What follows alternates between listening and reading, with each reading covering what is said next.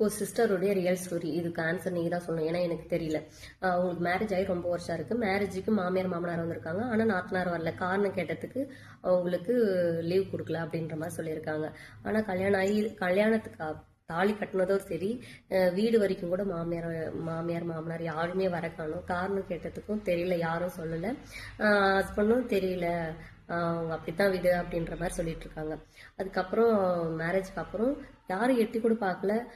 நல்லா இருக்கீங்க, சாப்பிட்டீங்களா, ஃபோன் கால் கூட பண்ணதில்லை அப்படின்றாங்க. என்ன காரணம், என்ன ரீசன் அப்படின்னு தெரியல. சரி பக்காக்குங்கிறவங்க நீங்க பேசலன்னா, அவங்க பேசலன்னா என்ன, நீங்க கால் பண்ணி பேசுங்க அப்படின்னு சொல்லி கால் பண்ணி பேசினாலும், எப்ப பேசினாலும் ஏதாவது ஃபோன் பண்ணி பேசினா கூட சண்டை பிடிக்கிற மாதிரி, காரணமே இல்லாம இது வரைக்கும் அவங்க வந்து ஒரு நாள் கூட 1 மணி நேரம் கூட சேர்ந்த மாதிரி இருந்தது இல்லையா மாமியார் மாமனார் நாத்தனாரோட. ஆனா அவ்வளோ குறை சொல்றாங்களாம், 1000 காரணம் கண்டுபிடிச்சி 1000 குறைகளை சொல்றாங்களாம். சரி, அதனால அவங்க ஹஸ்பண்ட் வந்து அவங்க கிட்ட எல்லாம் பேசாத, அவங்க அப்படிதான் அப்படின்ற மாதிரி சொல்லிட்டு இருக்காங்க. சரி, ஒருவேளை மருமக தான் அடுத்த வீட்டுல இருந்து வந்த பொண்ணு, அதனால அப்படி பண்றாங்க. பேர பிள்ளைங்கெல்லாம் மகனோட பிள்ளைங்க தானே, அதனால பாசமா பார்த்துப்பாங்க அப்படின்ற மாதிரி நினைச்சாலும், பிள்ளைங்களை பார்த்துட்டாலும் பார்க்காத மாதிரி போயிடுறாங்களாம். இது வரைக்கும் எனக்கு தெரிஞ்சு ஒரு 4 நாள் சாக்லேட் கூட வாங்கி கொடுத்ததில்ல அப்படின்றாங்க. அதுக்கப்புறம் அந்த பொண்ணுக்கும் மருமகளுக்கும் இது வரைக்கும் எனக்கு தெரிஞ்சு ஒரு தந்த துணி கூட வாங்கி கொடுத்தது இல்லை. ஒரு தீபாவளி பொங்கல் ஒரு 1 ரூபாய் பொருள் கூட இது வரைக்கும் மாமியார் வீட்டு சைடு இருந்து நான் அனுபவிச்சதில்லை அப்படின்றாங்க. எது சின்ன பொருள் வாங்கினாலும் என் ஹஸ்பண்ட் தான் பார்த்துக்கணும், இல்லை என் அம்மா வீட்டு சைடு தான். இது வரைக்கும் ஹஸ்பண்ட் வீட்டு சைடில் இருக்கிற சொந்த பந்தம் மூஞ்ச கூட பார்த்ததில்ல, யாருமே தெரியாது. நாத்தனாரை கூட ஒரே டைம் தான் பார்த்துருக்கேன் இவ்வளோ வருஷத்துல. இது வரைக்கும் நான் நேரில் பார்த்ததே கிடையாது. ஃபோன் காலில் 2-3 டைம் பேசியிருக்கேன். அவங்க குரலை மட்டும், அது கூட எனக்கு சரியா ஞாபகம் இல்லை. அவங்களுக்கு ஹஸ்பண்ட் இருக்காங்களா இல்லையான்னு கூட எனக்கு சரியா தெரியல அப்படின்றாங்க. அதுவும் மருமகளை மகளை வந்து அம்மா வீட்டில் தான் வச்சிருக்காங்க அப்படின்ற மாதிரி. அம்மா வீட்டில் இருந்தாலும் அவங்க ஹஸ்பண்ட் கூட இருக்காங்களா என்னன்னு எனக்கு தெரியல.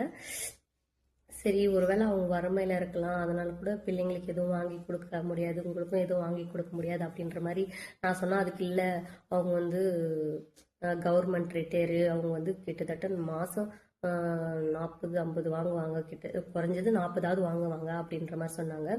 எப்படி நீங்க சொல்றீங்க அப்படின்னு. இல்லை, எங்க வீட்டு சைடுலாம் நிறைய பேர் ரிட்டையர் ஆயிருக்காங்களா, அவங்கெல்லாம் சொல்றாங்களா அவங்க பென்ஷன் இவ்வளோ வாங்குறேன் அப்படின்ற மாதிரி. அதை வச்சு நான் சொல்றேன். என் ஹஸ்பண்ட் தெரியாதா அப்படின்னு நான் கேட்டதுக்கு, இல்லை என் ஹஸ்பண்ட் இது வரைக்கும் கேட்டுக்கிட்டதும் இல்லை, அவங்களும் சொன்னதில்லை அப்படின்ற மாதிரி தெரியும். உங்க வீட்டு சைடுல யாருமே தெரியாது, ரியலா எனக்கு யாருமே தெரியாதுக்கா. அது மட்டும் இல்லாம என் சொத்து பத்து எதாவது இருக்கா, அவங்க என்ன வீடு எங்க இருக்கு எதுவுமே தெரியாது. ஆனா மேரேஜ் பண்ணும்போது எங்களுக்கு அங்க வீடு இருக்கு, இங்க வீடு இருக்கு, அங்க சொத்து இருக்கு, இங்க சொத்து இருக்கு அப்படின்ற மாதிரி தான் சொல்லி காட்டினாங்க. ஆனா இது வரைக்கும் நான் கண்ணில் பார்த்ததும் இல்லை, நேர்ல போய் பார்த்ததும் இல்லை, எங்க இருக்குதுன்னு எனக்கு தெரியாது அப்படின்ற மாதிரி சொன்னாங்க. உங்க வீட்டுக்காரர்கிட்ட நீங்க கேட்கறது தானே அப்படிங்கிறது. இல்ல, அவர் எதுவுமே வேணாம், நமக்கு எதுக்கு, நம்ம கஷ்டப்படுறோம், நம்ம சம்பாதிக்கலாம், அவங்களதெல்லாம் நமக்கு தேவையா, நம்ம தெரிஞ்சு என்ன பண்ண போறோம், நமக்கு தெரியக்கூடாது, நம்ம கிட்ட மறைச்சு மறைச்சு வைக்கணும்ன்றவங்களதெல்லாம் நம்ம ஏன் நமக்கு எதுக்கு, நம்ம எது தெரிஞ்சு என்ன பண்ண போறோம், நம்ம கஷ்டப்படுறதே நம்மளுக்கு ஓட்டுறதில்ல, நம்ம இது பண்றதில்ல, சேர்றதில்ல, நம்ம எதுக்கு அடுத்தவங்களை தெரிஞ்சுக்கணும். அவங்களுக்கு மகனுக்கு கொடுக்கணும், மருமகளுக்கு கொடுக்கணும், பேரம்பேத்திக்கு கொடுக்கணும்னு தோணுச்சுன்னா கொடுக்கட்டும், இல்லைன்னா வேண்டாம், நம்மளாம் அதை வற்புறுத்தக்கூடாது அப்படின்ற மாதிரி சொல்லிட்டாங்க அப்படின்ற மாதிரி சொல்றாங்க. ஏன் இப்படி இருக்காங்க மனுஷங்க, இப்படி எல்லாம் கூட இருப்பாங்களா? ஏன்னா என் வீட்டுல சின்ன ஃபங்க்ஷன்னா அப்படியே சிட்டுக்குருவி மாதிரி அவ்வளோ கூட்டம் நிறைஞ்சிருக்கும்.